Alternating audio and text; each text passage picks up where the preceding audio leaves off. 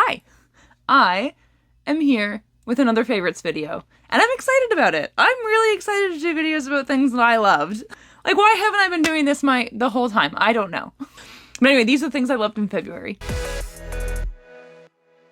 The first things that I'm going to talk about are books. I only read 2 books in February, which is a little disappointing, but they were both great, so that's good. So I'm going to talk about them. The first book that I read in February was The Undertaking of Heart and Mercy by Megan Bannon. Yes. And this book was a delight. As you can see, there were a lot of lines in it that I really liked. This is basically You've Got Mail with zombies. Fantastic. The zombies are a very, very minor part of the story, but end up somehow, even though they're a very minor part of the story, like there isn't a lot to do with the zombies throughout the story, but they end up becoming a big part of the story. That's all I can say without spoiling anything.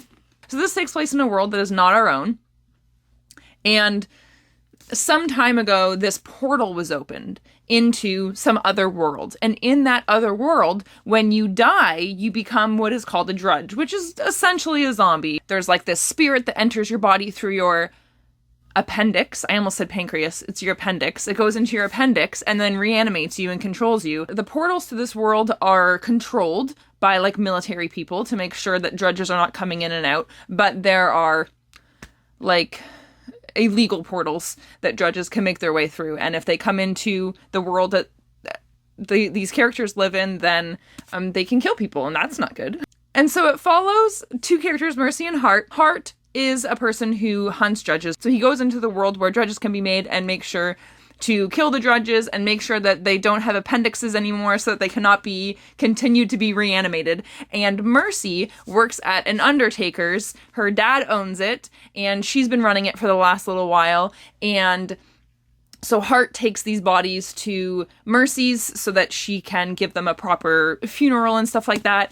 And they hate each other. One day, Hart decides to write a letter anonymously to whoever will find it. And of course it finds Mercy, and they write letters to each other, not knowing who the other person is, and they're falling in love, and it's super adorable. Like, up until they find out who they are, it's like exactly the same as You've Got Mail. There's even a scene in it that is like word for word from You've Got Mail. Like, it's word for word, but like some of the words are changed to match the world that they live in, but it's exactly, like, the scene is exactly from You've Got Mail, so I don't know how this author's not in trouble for that.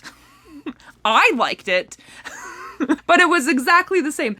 But after they find out that they've been writing letters to each other, the rest of the story plays out completely differently from You've Got Mail. So if you think it's going to be like this, typical You've Got Mail love story, it's not. I adored it. I loved the characters. I loved their world. It was just super interesting, and I loved that it was like basically the same as our world, but just slightly different, and it was just a joy to read. I loved it so much, and I loved the You've Got Mail, even the scene that was exactly the same as You've Got Mail. I was like, this is exactly the same, but I loved it because I love You've Got Mail. It's got a lot more to it than just a cute romance that happens to have a couple zombies every now and then. Like, it's deeper than meets the eye, but it's also just fun and easy to read. It was fantastic. Next book that I read and would like to tell you about is Akathar's Greatest Trick by Jason DeRoe. This book was fantastic. Obviously, liked a lot of lines in this one as well. Did some tabbing in this one. So this takes place in a magical world called Teshavar, and in a specific city called Cluebridge. And in Teshavar, magic exists but has been outlawed. So basically this follows a group of people in Cluebridge who run a magic show, basically. So they put on performances nightly and claim that they're doing magic, which just like they do in our world. And everybody is excited to see it. It's like on a strip in the town where there's a whole bunch of performances all the time. They do really well, and people want to go see this magic show because magic is outlawed, so he can't actually be magic, can he? But oh, look, it's so magical. I can't describe what he's doing. And him and his crew use technology and stuff to make these illusions, just like in our world. But then there's these military people called the Scarlet Kites who are trying to basically find the people who are using magic when they shouldn't be and arrest them. And they are pretty sure that Akathar, the main magician in this show, is actually magic, and they think that he knows a spy, and they are trying to stop him, and he's all like, don't. There's like some little heists that have to happen in order to not be caught by these Scarlet Kites or to get away from them, and then their plans up having to change, and it's very exciting. It's emotional. Some of the lines that I tabbed were like yes kind of lines, where I was just like, you're a badass and I agree with you. And some of the lines were just like magical and lovely, and I really liked the characters, and I'm really excited to see where the story goes. This is going to be like part of a 9-book series apparently, and the second book is, I don't know when the second book's coming out, soon I think, but there's also a prequel novella that's coming out this month that I'm going to be getting my hands on pretty much immediately, so I'm excited for that. This was just very well crafted, I think. It was very well put together. There was a twist in it that I did not see coming and was very happy about. I very rarely am surprised by twists and happy about them. I'm either not surprised or I'm surprised but I think it's stupid. And I was surprised and I thought it was fantastic. And it just like the twist kind of grew. Like there was like a twist where you're like, oh, but then it got bigger and it was fantastic. So anyway, Akathar's Greatest Trick by Jason Drow. Fantastic. I'm so glad I picked this up. The next thing that I want to talk about is mustard sweets. So for those of you who don't know, I have dysgeusia, I think that's how you pronounce it, which is just altered taste from COVID that I had in August. So I can't really taste most things. So most things that I can taste either really bitter or sour like they're going bad. And other things I can't taste, or I can just like kind of taste, or I can kind of taste some things from it. Like if I have chips, I can taste the grease in them. But that's it. I can't taste the salt or any of the other good stuff. And there are some things that I can kind of taste, but once you mix it with anything else that I can kind of taste, I can't taste either of them. It's really strange. I have a very limited diet. I have found things that I can eat and that I enjoy eating for the most part, which is good. It's boring, but it works at least. I haven't been able to enjoy any kind of sweet treats or salty treats. I can't taste sweetness or saltiness most of the time, which is annoying. So I eat all bland things and I cover almost everything in mustard. There isn't really much that I can have that's like fun snacky food. Like if you're going to go to a party or you want to watch a movie, like nothing is good. So I had been saying for a while that I wanted to try making a mustard cake that tastes like mustard, because there are mustard spice cakes, but they just happen to have mustard in them, but they don't taste like mustard. And there's lots of other flavors in them that would drown everything out, and I wouldn't be able to taste it.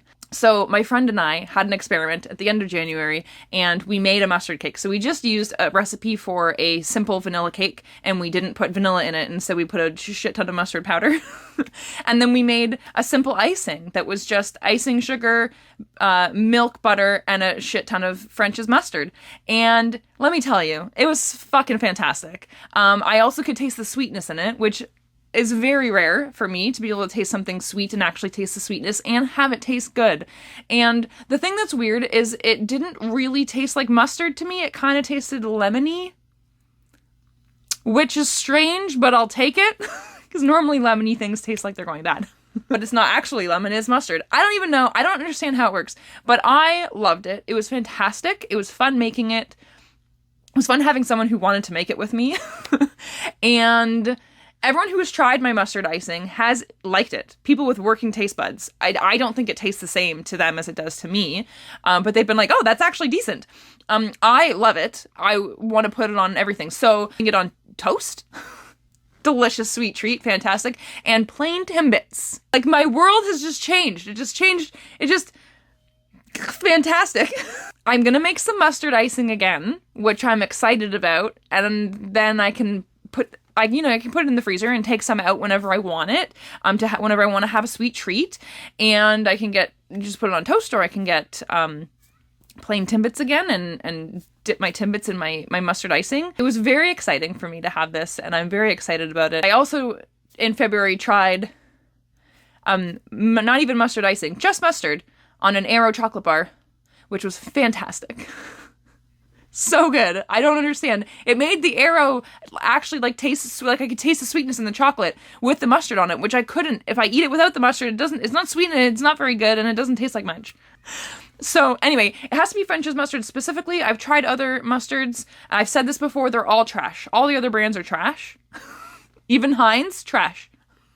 Has to be just French's yellow mustard. And I don't want any of this other fancy mustard with other flavors in it because I can't taste that. And then all I can taste is one of the things that they've added to it and not the mustardness.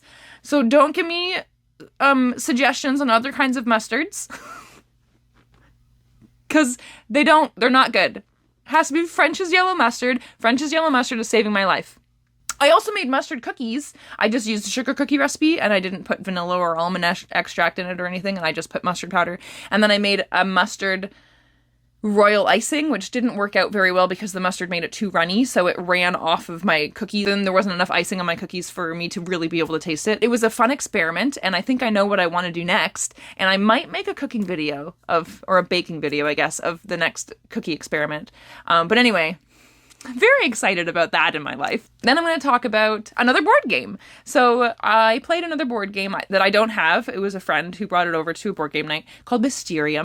I'm not positive, but I'm pretty sure it's made by the same people who made the board game that I talked about in my last video, Obscurio. It's got similar vibes and similar concepts with having to give clues via pictures, and the pictures are like similar artwork and they're all really pretty. So this is a cooperative board game, and basically the concept is that you're a whole bunch of psychics who are in a haunted house and there is a ghost who is trying to get us to figure out who murdered them. And they have to get us to figure out who the murderer is, where they did it, and with what weapon by giving us pictures as clues. And the ghost isn't allowed to say anything. They're only allowed to show us the pictures, and then we have to guess which picture is the correct one, and then it moves on to the next round to figure something else out. And then by the end, as a group, you try and narrow it down to one murderer, one weapon, and one location. And it's really fun. We played it twice. 2 different people played the ghost. We lost both times, but it was fantastic. It was a lot of fun. The last thing that I want to talk about is The Last of Us again, but just the TV show specifically. And I just want to talk about it in comparison to the video game without giving any spoilers. And I left it to the end in case people didn't want to hear me talk about it again, but I just want to talk a little bit about how much I love it. And how much I love the way they are adapting this into a TV show. They were doing a fantastic job. I think this is my favorite adaptation of anything ever. And I have seen some adaptations that I've really enjoyed, and some adaptations that are really different from their source material and still really enjoyed for specific reasons. And the show is very close to the game. There are small things that they are changing that sometimes make a big scene different, or the reason for doing something a little bit different, but overall they are following the game very closely. The only thing is that I feel like, so the game is about love and relationships and what you would do for the people that you love. And the show is about that, but like more. And the things that they're cutting out of the video game are just things that work well because it's a video game and don't really work well for a show. You know what I mean? Like, there are a few injuries that are different because in the video game it makes sense because you can heal yourself from bullet wounds and stuff just by wrapping, medical bandage around your arm. Oh, you're good to go. You can get shot a whole bunch more times now because it's a video game. So there's a few things like that seem major that actually aren't and make sense. They've made these changes for a reason and it makes sense, and they're doing such a good job. The scenes that are exactly the same as the game, amazing. The scenes that are different but similar, amazing. And the other thing that I love is the gameplay stuff that they were including in the show. In the game, when you're not fighting enemies and infected, a big part of the game is trying to find your way through places. It's like a little puzzly way to get from point A to point B. And sometimes you need to find a way across something, so you need to find something to make a bridge, or you need to get up somewhere that you can't reach, but if someone is boosted up, then they can get up, but then they then have to find a way for the person who did the boosting to get there. Or like a lot of the times in the game, like Ellie can't swim, so in the game there's a lot of parts where Joel has to swim somewhere and then find a way for Ellie to get across, which doesn't happen in the show, at least hasn't yet. There's 2 episodes left as I film this. The show does stuff like that, where someone has to go through a space that only one person can fit behind and then unblock a door. Or Joel has to lift Ellie up over a door and then she has to unlock the door so Joel can get in. There's stuff like that in the show, which is really, really cool. There was also a whole scene that was a gameplay scene where you were fighting enemies, which was fantastic. Right, like, amazing. And then there was... Actually, I think there's been 2 gameplay, like, fight scenes, you know what I mean, that were done so well and just changed a little bit to make it make more sense for a, realistic style. Like, in the game, there's lots of enemies that you have to shoot and kill. They'll have, like, the same scene, but take out a bunch of the enemies. Like, maybe now there's only 1 enemy, or there's only 2 infected, because it's more realistic. But I feel like they're keeping all the stuff that counts, and they're doing such a good job. They're doing a good job with the characters' backstories. The actors are doing an incredible job. I love Pedro Pascal and Bella Ramsey as Joel and Ellie so much. They're killing it, and I love that they're not exactly the same characters as the game, because it's not the game. It's a TV show. It's different. So the characters are slightly different. But again, I feel like they're the same where it counts.